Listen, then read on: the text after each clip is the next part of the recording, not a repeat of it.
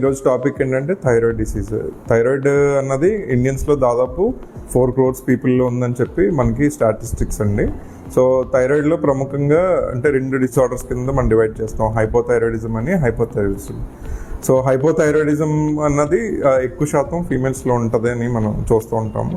So దాంట్లో లక్షణాలు ఏంటంటే ఈ కోల్డ్ ఇంటాలరెన్స్ అని, బాగా మందంగా అనిపించడం, మోషన్ ఫ్రీగా అవ్వకపోవడం అన్నట్టు, వెయిట్ గెయిన్, అంటే దేనికి మోటివేషన్ లేకుండా ఇలాగనమాట. సో దీనికి మనం రెగ్యులర్గా యూజ్ చేసే మెడిసిన్ థైరాక్సిన్ హార్మోన్. మనం మార్కెట్లో బోల్డ్ రకాలు ఉన్నాయి.